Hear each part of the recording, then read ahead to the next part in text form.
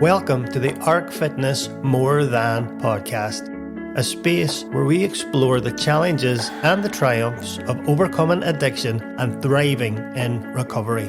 Arc Fitness is a highly commended and unique recovery organisation that utilises the powerful benefits of physical activity, professional support and community to support people to reclaim their lives after addiction.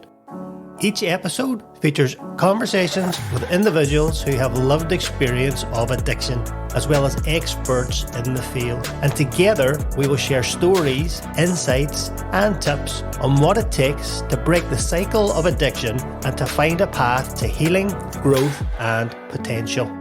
We believe that everyone deserves a chance at recovery, no matter what their background or their circumstances, and that we are more than the problems that we face. Let's get started. Hello everybody, how are you doing? Welcome to episode 1 of the new Arc Fitness More Than a Podcast. See what I did there?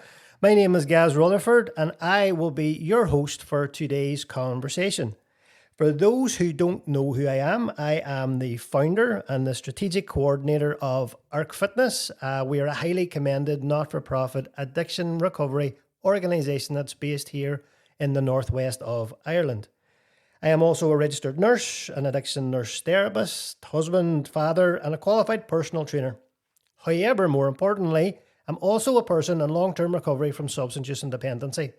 I have and only just got 12 years of sobriety under my belt, and I am a real advocate for utilising and valuing individuals with lived experience in helping and support people in recovery from substance use.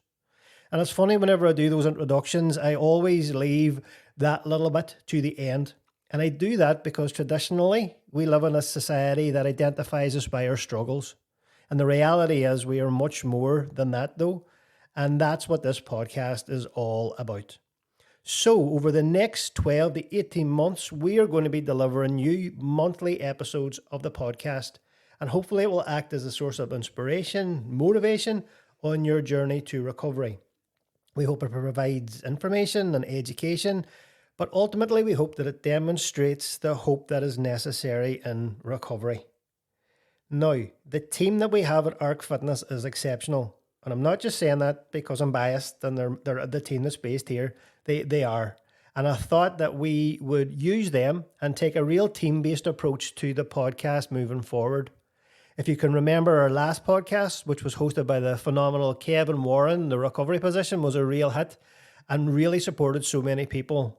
But we have so many people here with a wealth of knowledge, a wealth of experience and wisdom. We thought we would use their expertise. Each episode is going to feature some candid conversations with guests from a variety of backgrounds, as well as practical tips and insights on topics ranging from the mindful path to recovery, navigating Christmas without going crackers, dealing with social anxiety, healthy lifestyle choices, the importance of family support, physical activity, walking in recovery, and navigating relationships. So there's a lot of really, really good things that are going to be coming out. So whether you're just starting on your recovery journey, or maybe you've been in recovery for years, then More Than a Podcast is a must-listen podcast for anybody looking to break the chains of addiction and reclaim their lives. So join us today and start your journey to a happier, healthier version of yourself. So I'm really excited because our first guest, podcast number 1, and our first guest is the wonderful, wonderful Mags Campbell. I have had the pleasure of knowing Mags for the last 4 years. She's a joy to be around and has been inspirational in the growth and the development of Arc Fitness. Actually, if it wasn't for my connection and my bumping into Mags, Arc Fitness probably wouldn't be where it is. She supported us when there was nothing there tangibly to see. She had the foresight to see what this could potentially become. And it has been a pleasure working with her and getting to know her all those years. So, Mags, welcome Hello. to the new podcast studio, aka my office. What is the crack? How are you? How cool is this? This is class. This is brilliant. Thank you so much for the lovely introduction. I'm practiced. I'll pay you later for Thanks. that. Thanks. I'm so excited that we get to sit down and do this. And it's nice. It's a bit of a reflection for us as well. Because we rarely sit down long enough to actually sit and think about God. 4 years is a lot of water under a bridge over the last 4 years and a lot of change. Like, Definitely. so look, before we get into a lot of questions and stuff, I know who you are. The team know who you are. Probably half a day I know who you are. But give us a little bit of background about you. So my background is in fitness. I have worked in the town in various different gyms for longer than I care to mention now at this stage. And so I've always had a passion for helping people. Love seeing people coming in, whether it was just that they wanted to get fit or maybe recovering from injuries, illnesses. So loved ensuring that people felt comfortable in the gym first and foremost. As that has gone on, I suppose I've developed the ND through fitness to managing teams, and then moved on to mindfulness as well, at becoming a mindfulness practitioner. I thought, wouldn't it be great if we could train our mind and work our mind as well as we do our bodies in the gym and stuff. Brilliant. And I think that's so missing, isn't it? So it is. And I think I needed it at the time for myself as well. So, as you said there at the beginning, going back 4 years ago, we had a conversation in the gym, in the gym that I worked in the town at the time. And at that time, I was really struggling to support a friend of mine who was going through problems with addiction. And me and you had lots of conversations where I was asking, what do you do? All that kind of thing. And so through that, the conversation came about around ARC, your idea, what you wanted to do. And I suppose that connection with us has just grown from then. I was lucky enough that I was able to come and volunteer with ARC to begin with, taking the fitness classes, starting the mindfulness classes, and seeing how they went. And then 2.5 years ago, it would be now. That seems like it's gone in the blink of an eye, was lucky enough to come on board full time. It has gone so quick. It really has. It's gone as quick as the black that's in my beard. That's how quick that it's gone. And just for context, before I met you, ARC was just a social media page. So That's it right. wasn't, there was no tangible, there was no physical nature of it. And it was actually yourself that allowed us to run a trial program from Pure Gym, which was the start of this whole process. And it totally made sense. I think what you were saying, and where my beliefs was at physical well-being and mental well-being coming together. I was in a position where I wanted to support somebody myself.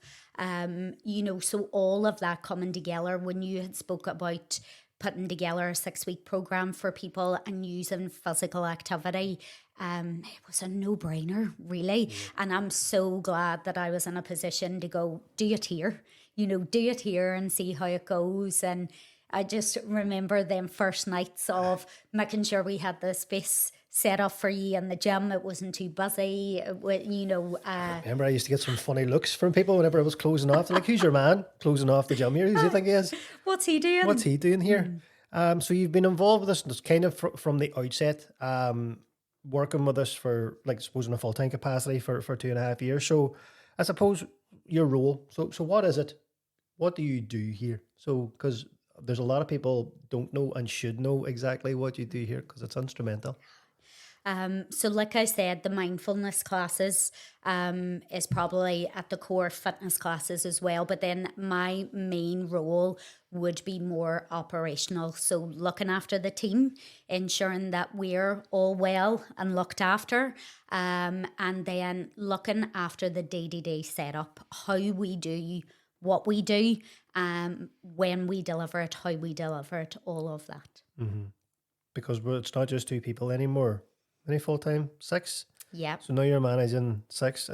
ARC is a team of 14 people, 6 of those that are full-time, and Mags has a lot of that responsibility. And it's been a big change this year. We've gone from just me and you. That's right. And you look back now and you think, God, how did How? we do that? How How did we do that? We were in two separate rooms just clicking away, I think, on the keyboard at one point, Yeah. and we barely saw each other. And we had lucky enough to have the team around us, but as facilitators. So as we moved into this year, we were in the fortunate position then with funding, as you said, Gary, to be able to bring people on in a full-time capacity. So it's great. It means there's a whole team of us in here, 14 all behind the scenes and 6 working full time.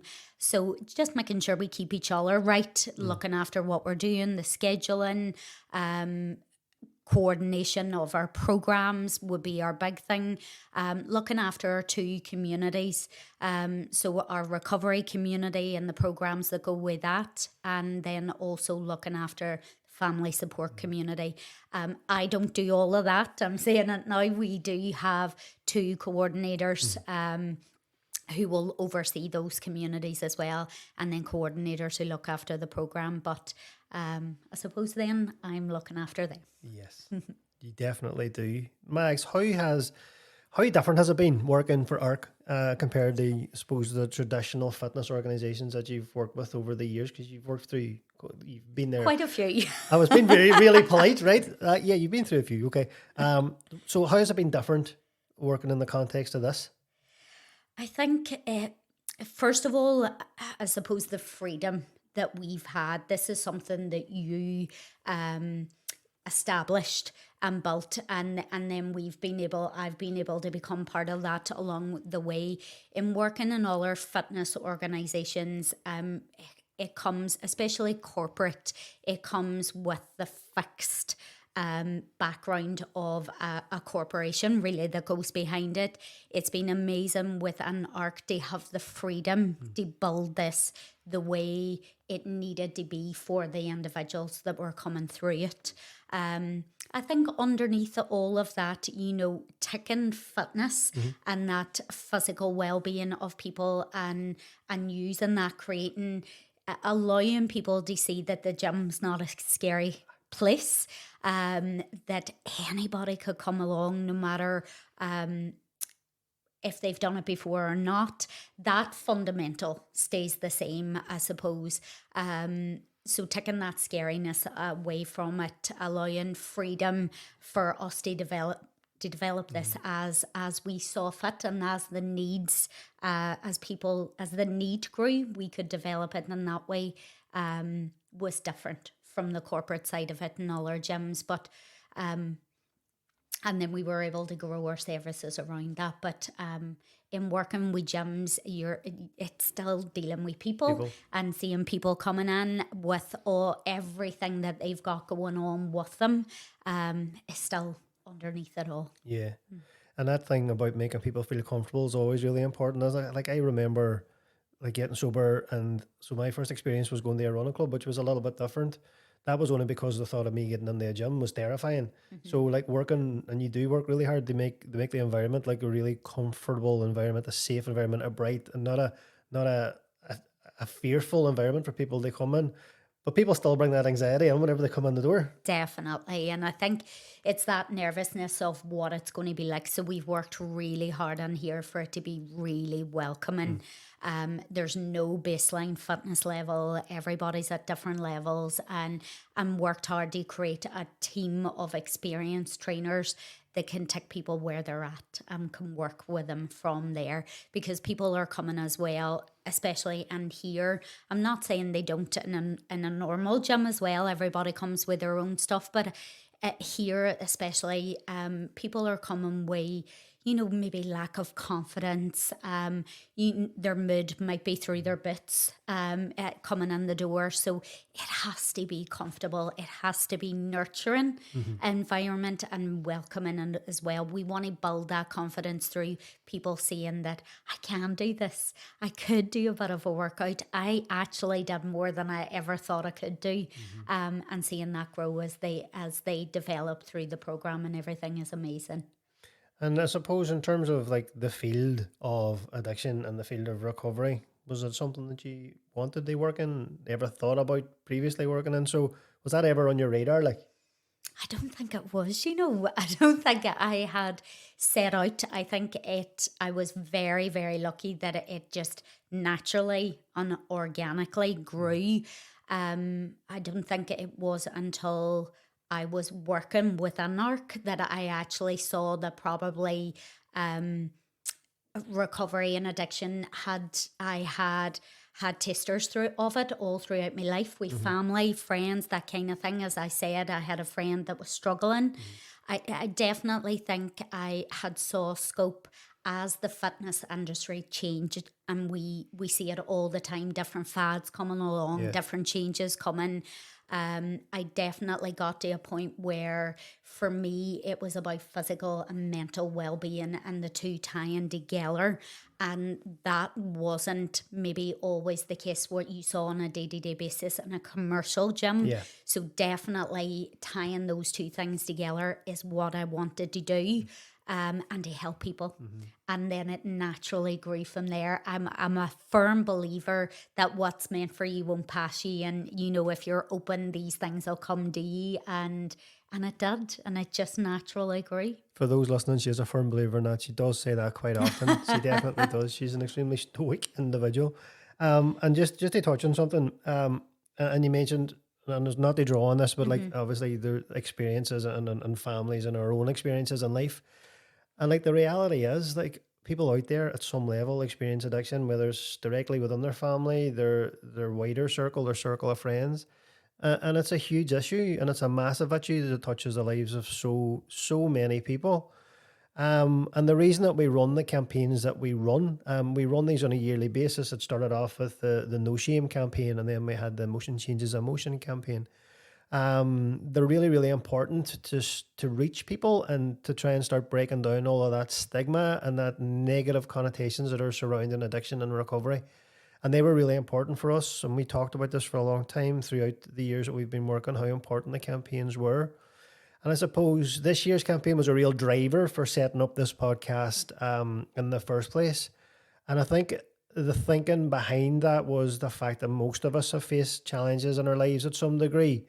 However, I believe that individuals who are struggling with addiction, they're really viewed a lot of the time in a negative light. And the narrative has been, that substance use disorder is this hopeless condition that few people recover from. But people do recover from addiction, and they also go on to do some really phenomenal, fantastic things. And the purpose of the campaign this year was to highlight just that, and that we need to stop defining ourselves based on our struggles because it limits our potential. So struggling with substance use or being a person in recovery does not mean that you're incapable or that you're weak or that you're unworthy, but that you're much more than that. And when you choose to rethink and reshape the language that you use to define yourself, then you allow people the chance to regain the self-esteem, the self-respect and the self-belief, all those things that you spoke about. And you're not your current circumstances, and I'm going to do it, hashtag more than that. So off the back of that, my question to you, Mags, off the campaign and all that sort of stuff is, what are some of the things that you have seen, kind of tangible things that demonstrate through your experience here with ARC and working in the addiction recovery that people are more than that struggle? You know what? There's just loads that you could share. And like you said, it sometimes can be a hopeless thing when you're looking. And I was the same when I was sitting before I became involved with ARC, when I was there trying to support somebody or had saw it through my family, what do you do? All that kind of thing. And I get it. Sometimes you want to take that individual and just shake them and go, why can't you get it? And I didn't understand. And ARC has completely and utterly opened my eyes to that, first and foremost. The campaigns that we've run and being able to put that out into the wider community and start the conversations and break that stigma has just been amazing to allow people to come forward. In terms of more than that, I mean, seeing the determination, the strength, the hope that comes in this community of people that we have on a day-to-day basis, I wish we could put that out into the wider city and just share it, because it is possible and we see it on an everyday basis. Seeing people not just for their struggle, but seeing the person that's there, the mother, the father, the son, the daughter, sister, whoever it is that comes through the doors.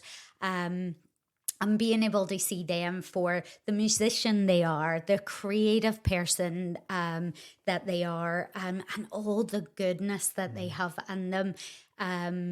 They are more than that, to Yeah. use the hashtag. They are just struggling with a substance for whatever reason. So seeing people, we ran a competition there recently within our community, which was to take that hashtag more than that and use your creative skills, whatever they may be, to put across what does that mean to you. And we had some powerful stuff that came back. The creative ability within the community alone, whether that was drawings, poetry, art, that came back was phenomenal. Seeing people build connections with their relatives, with their families, seeing people go back into education or employment. That's the kind of things we see on a day-to-day basis. Do you know the kindness that they offer and the support that they offer to the person next to them in the community within their struggle? It's phenomenal, I think, to watch. I got a wee bit emotional whenever you were talking about that, because I suppose we see that here, and there's a lot of things that we don't actually put out in our social media channels just out of respect and dignity and confidentiality and all that sort of stuff. But to see people going out and smashing 5Ks and doing a triathlon for the first time ever, somebody who might have been, really emotionally spent at one point, now in social circles and training and seeing all that stuff, education, people going back and learning. Yeah. That's so important. And it takes me back to somebody once said to me, sometimes we need to stop looking for the dirt and look for the gold. Yeah. And see those wee nuggets in people, see that shining light in somebody that, yes, they have an issue, but there's more going on behind that. Look at you, for example. Thanks. Yeah. Again, not paid for that one either. Like, but when you look at more than that, look at what you have created in your recovery and in creating this organization, the hope for people, going back to education and everything as well. And that's a reflection on the people that surrounded me at the time when I needed it. And I suppose ARC is the reflection of that. So, to do those things, you need an environment where you can grow and be safe and be vulnerable and all of those sort of things. And I think that's what ARC does. It gives people the opportunity to figure it out. Yeah. They try it out, and it's okay to maybe not get it right. And that's fine. There's a lot of stuff trust me, I didn't get right at the start. But that's what it's based on. The people that were in my life at the time were encouraging, were supportive. They didn't treat me like I was brittle and I was going to break, and I think that's why we see people becoming more than their struggle. And it's really a beautiful and an encouraging thing to see. When you think of our own team alone, watching them have come through maybe the program themselves, Right. be in recovery themselves, build that confidence, be empowered in the community that they're in, and then be able to come on to the ARC team and be peer support, recovery coaches, all that kind of thing, and give back. It's brilliant to see as well. Providing those opportunities for people are really, really important. Whenever we think about the next kind of 12 months, 18 months, so there's going to be a lot of different things happening on the podcast, but for you specifically, Max, you're going to be hosting a session on well-being and mindfulness. And if you didn't know that you were, surprise, you are. Okay. Tell us a little bit about your own kind of journey with mindfulness. Why is it something that you've really kind of latched onto? I think so definitely going back to what I was saying about the gym, it's amazing to see people coming into a gym environment in all the years that I've worked on it, and see people get physically well, and totally that there was a lot of people that would come and that would have helped anxiety. It gave them space to get away from their day, and I suppose in some respects to be mindful, put on a pair of headphones, switch off. But there was still that bit that I thought, wouldn't it be great? We exercise our bodies so much that we could exercise our mind as well, that we had these coping techniques and tools to be able to exercise our mind. And at that time, I thought, I really want to put together a class that does both physical movement and activity, and then the mindful exercises as well. And so that's where mindfulness came in. I think for me personally, nobody would believe it if I said it to them, but I think at that particular time, I was struggling mentally myself. Okay. Anxiety was high, frustration was high at work, and it was a battle on a day-to-day basis of just getting through the day. So there was definitely a space for me to have them coping tools and everything as well, to be more present, to be able to manage anxiety. And so that's where it came from. And honestly, it was absolutely the best thing I ever did. You walk the walk, Yes. you talk the talk. Well, I try. And you've incorporated it really, really well into the program. And actually, mindfulness forms part of the structured recovery curriculum that we have for our programs. And I suppose the next question would be, why is it so important within the context of recovery? Why is it important to the people that are coming in the door here? I suppose even more so for somebody coming in the door here. We mentioned earlier about confidence being low, mood being low. Just because somebody steps into recovery does not mean that the stresses of life goes away, does not mean that automatically people then have it all together.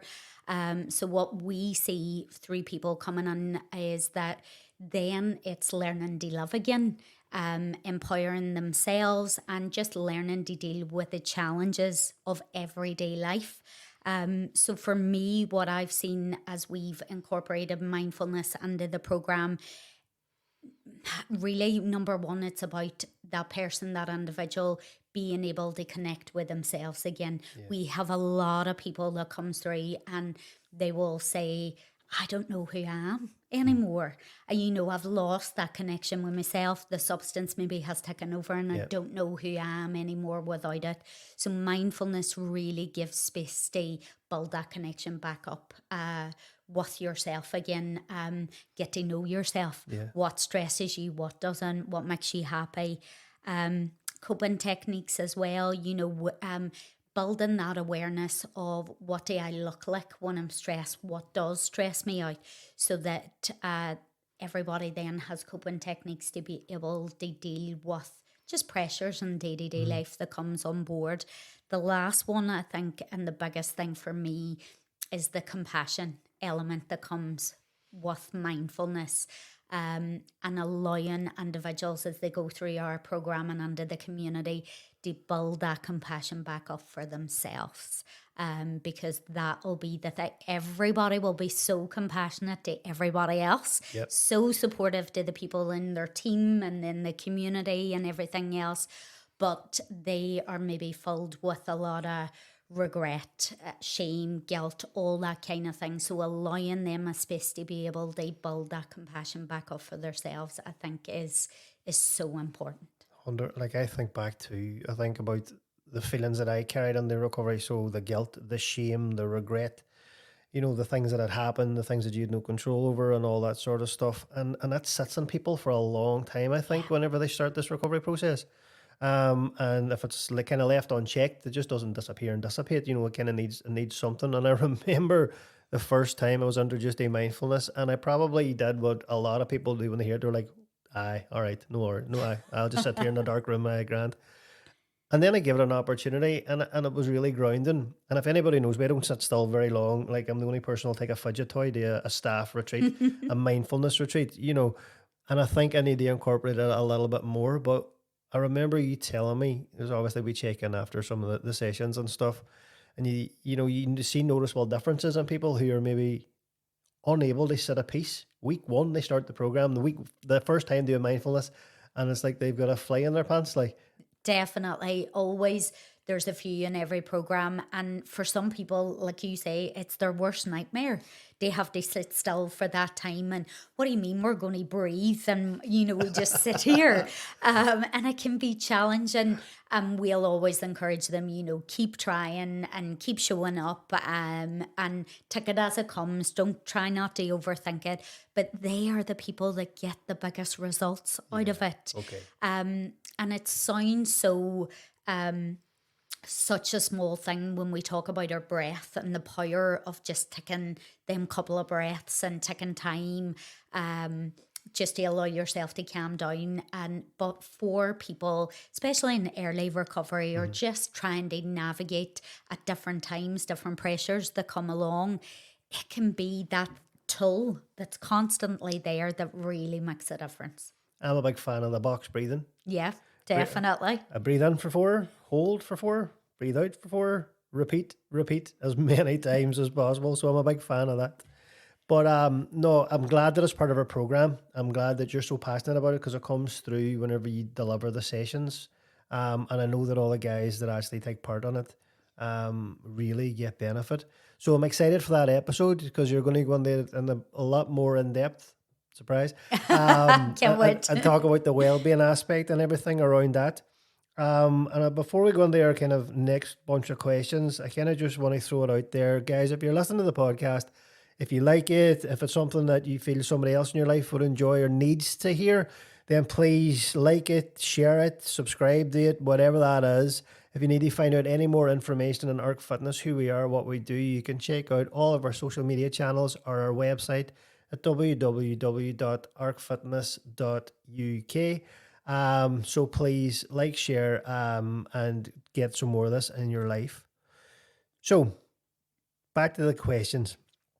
It has been a crazy, busy, stressful, wonderful time over the last 4 years.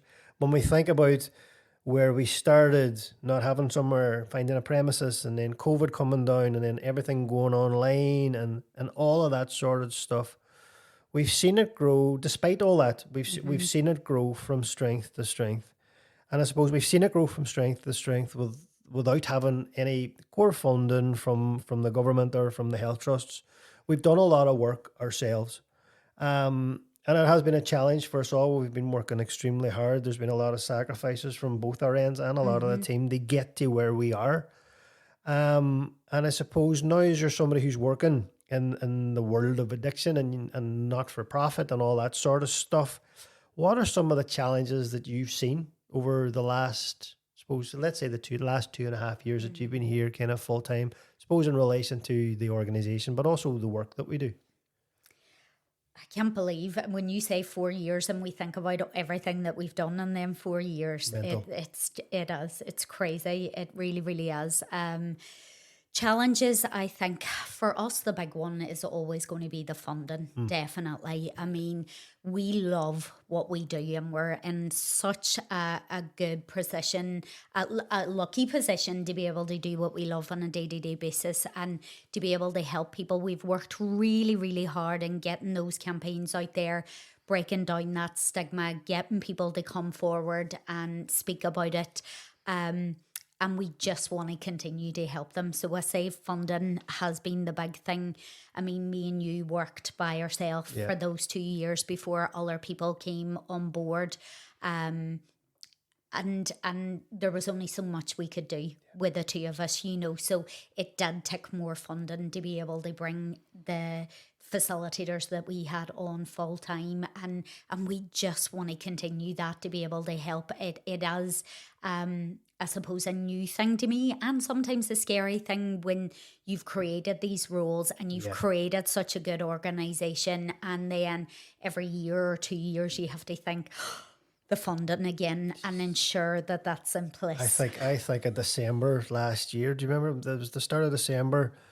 Luckily enough, the lottery funded us, and they were great in funding us. But we were sitting at the start of December thinking, Jesus, Max, do we have a job in February? And I think a lot of people didn't don't know that on the outside of how this whole thing works.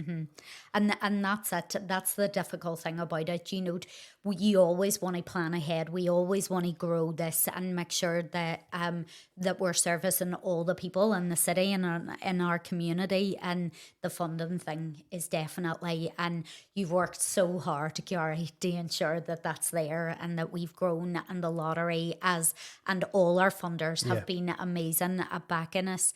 But that, I think, is one of the challenges, because then you get somebody and you get them in the role and they're able to do the role and it's really, really working. And then the next year you have to go back for that funding again, and will it be there and stuff. I suppose other challenges for us was always going to be space and the waiting list that we have.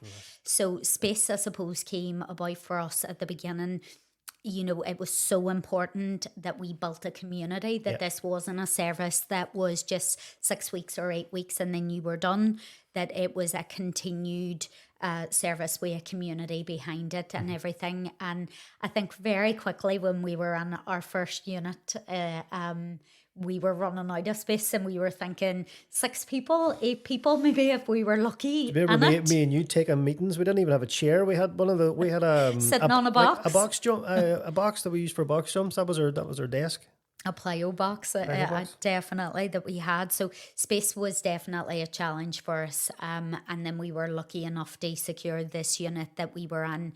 And then the more this has grown, the more we got the message out there, the more people came forward. So the waiting list would have always, we never wanted to have a waiting list, and we will always work as hard as we possibly can to ensure that that is as minimal as possible. But that's another challenge, I suppose, that we faced. And I think the thing about the waiting list too, and I know if you're out there and you're listening and maybe you have put your name down and you've been on the list and you're like, I'm still waiting. Like we've multiplied our programs, we're doing more programs, we're doing bigger sizes of programs, and I think what happens, it's just it demonstrates the demand and the need for help and support, whether it's addiction or it's recovery, that there's a real deficit in recovery support services. And I think the waiting list demonstrates that. And our friends in the statutory services, the Western Trust, all those guys do a phenomenal job. They have constraints as well, and everybody's just trying to do the best they can. But we're facing a growing problem. Addiction is getting worse. More and more people are using different types of substances. And I suppose we sometimes shoot ourselves in the foot, because as we do these campaigns and break down barriers and people look for support, great. Now you've done this, and that that for us has been a really heavy thing to carry, because none of us wanted to be another service that you couldn't get to. But I suppose we continue to strive to alleviate that as much as we practically can. And I think, the introduction of things, if anybody is out there and they're panicking, they're listening and they're thinking a waiting list, we've worked really hard this year to develop the walking grip so people can engage in a service immediately, so they're not having to wait for it. And also to tackle that waiting list so that we've got it down to the point now where hopefully people are just waiting until the next program starts. That we've, as you say, multiplied the programs and everything that we're delivering. So, and now have managed to contact everybody that's on that waiting list. So that was some of the challenges. And we suppose we could talk about the challenges because of the nature of where we work in, and sometimes the people that we work with can be equally lovely and frustrating as is addiction. But what were some of the highlights? So think about your time. What are some of the things that stick in your mind? What are the highlights? Highlights, definitely the first one that stands out is the marathon. So if anybody doesn't know, 2 years ago now, Gary, it's like a lifetime. Gary ran 5 marathons in 5 days, and that was all part of the No Shame campaign, to break down that stigma and to encourage people to start conversations, to come forward, to be able to talk about any issues. And it was tough, definitely, on you. It broke down my legs is what it broke down. It broke down definitely some barriers, but it definitely got us. It was great to be out in the community, to have people come along and support us. That was definitely a highlight, I'd say. seeing people in our community, we've talked about this earlier, seeing people in the community develop just empower themselves and develop themselves to go back to education, seeing people go and do a triathlon, for example, when they barely made it through the first class when they came in the first time. Going to the tech and doing back to education, seeing people reconnect with their families and stuff, all of that definitely will be highlights, I think. The big thing though for me is this building, the highlight, allowing us to secure this facility allowed us then to create, and I try not to tear up when I say this, but to create a home for the team and for our community, because in a community we wanted to ensure that people had a place to go, and there was always somebody there when they needed them.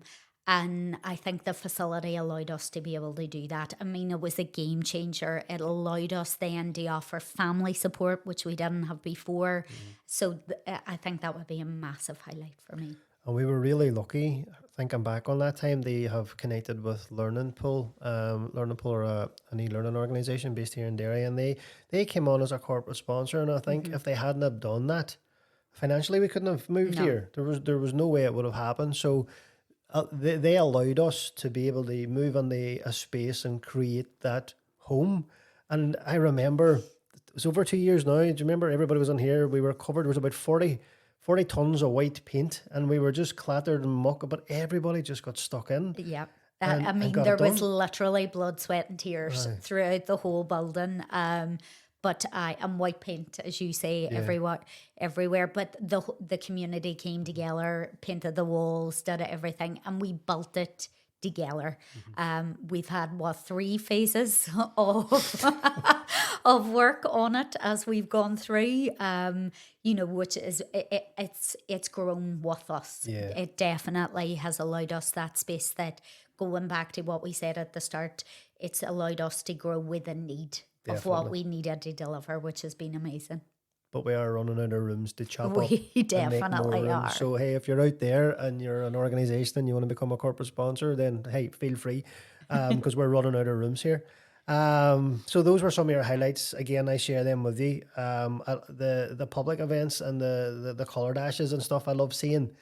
I think, the atmosphere around the colour dash, where it's community and it's family and it's fun and it's just people just having a great time, I think really, really stick in my mind as well. And coming together, or seeing people from our community or the family support community maybe bringing along their family and friends and everything, Dad, is so lovely to watch as well.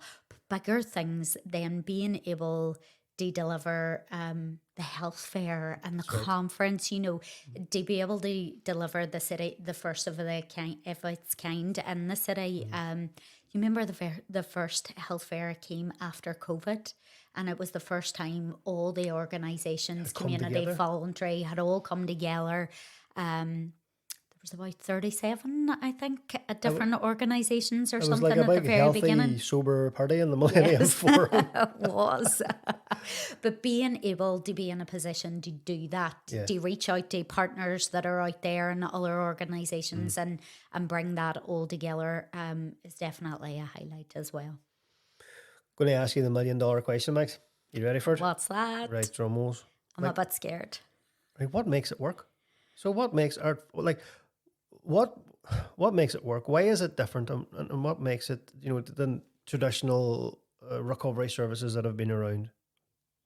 Now, if you can answer this, then promotion, etc. I know, put me on the spot. What do you think it is? What makes us work? I think, first of all, and I have to say it, and he is not paying me in any way for this, but your vision. Your vision has always been the driving factor in this. And then the team. The team that we have are exceptional. Being able to deliver everything from fitness to therapy, mindfulness, recovery coaching, all under one roof. So people aren't having to go to different places to receive different parts of stuff that they need. I think that's what makes it work as well, that it's all under one roof. I think the fact that it's compassionate, and it's open and it's welcoming.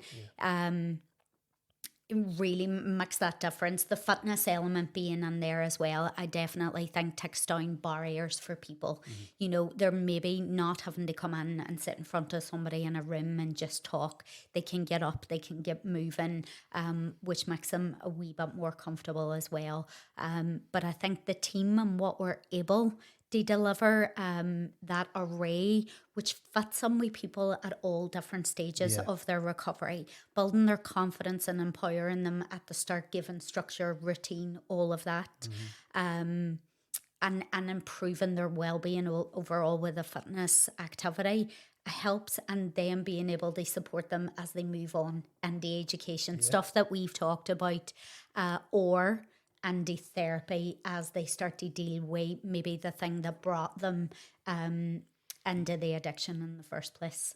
And you're right, the team, when we talk about the team and we respect the team, and if you were to break down the team, like it consists of registered mental health nurses, accredited therapists, CBT therapists. The only accredited running therapist counsellor in Northern Ireland is on the team. Personal trainers, phenomenal personal trainers.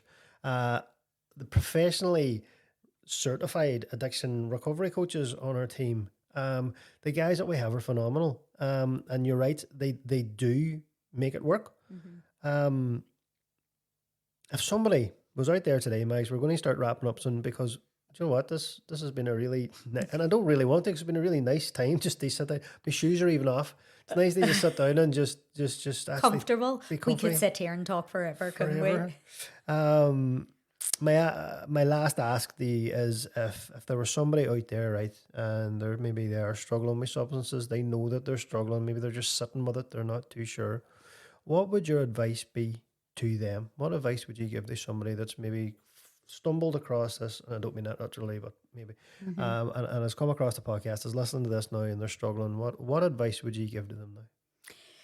It's definitely to have the conversation. I think, I've been that person sitting out there that would be saying, or would have before I knew more, there's nothing out there, and where do you go, and all that kind of thing, or where do you even start? And I think it starts with a conversation, as cheesy as that sounds. The thing that works for us, another thing, going back to that question before, is you can pick up the phone and there's somebody at the end of the phone, which, and you said our friends in the statutory service, they work really hard as well, but sometimes you can't get through to the GP or whatever on the phone. Having that initial conversation with us or with a friend, a loved one, connecting, and even if you're contemplating connecting with things like our walking group, because there's a lot of people there at different stages of contemplation or recovery, but coming along and being around like-minded people, having a space to be able to be curious and have that conversation, I think is what I would say. Definitely reach out, have a look at the website, maybe just breaking down that fear of having to hold it yourself. You can be curious about it, you can ask questions about it, you can get somebody else's opinion on it if you're not sure. Max, thank you so much. That's some really, really good advice there for people. And I suppose with that, I'm going to draw episode 1 towards a close. Mags, it's been so nice, because we don't do it enough, just to sit down and chat, and I'm excited whenever you do your episode on the mindfulness and stuff, and we hear a little bit more from you, because you're like the glue that keeps the stuff together. And I suppose just before we close off, guys, I don't know if you are aware, but this will be launched in September, where it is Recovery Month, National Recovery Month. And in that month, as an organisation, we try to do quite a few things. The first thing that we will be running is our conference, which is on the 13th, which you'll probably miss by the time this comes out. However, we run the inaugural and yearly at Recovery Walk Northern Ireland, okay? That is on the 30th of September. It's here, it's in Derry stroke Londonderry. It leaves 10 o'clock at Everton Square. Basically, what we do is we come together as a large community to celebrate recovery, to remember some of those people that we've maybe lost along the way, but just to take to the streets to show that this thing doesn't have to be secretive and kept behind closed door, that recovery should be celebrated, that there should be hope and all this sort of thing. We invite you to come along to that. Saturday, the 30th of September, starts at Everton Square at 10 o'clock. We will be walking. We have the road closures. We will be finishing at the Guildhall Square, where we will have some stalls, service presentations, and we'll have some people from our partner organisations speaking on that. Please come and show your support for the movement that is recovery and the possibility that is recovery. If you have liked what we've been talking about, please, as I said, like that, share that, subscribe, all of those things. Make sure that you don't miss upcoming episodes. If you love the work that we do and you think, how could I support them? We have a patron scheme. We have a small individual patron scheme. We have a business patron scheme. Go on our website. You can find out more about that and actually get behind the work we do to allow us to reach more people. If you want to visit our website, again, that's www.arcfitness.uk, or check out any of our socials. So for me, I'm going to sign off and say thank you so much for your time. I look forward to hearing you throughout the rest of the podcast series. And remember, we are more than that.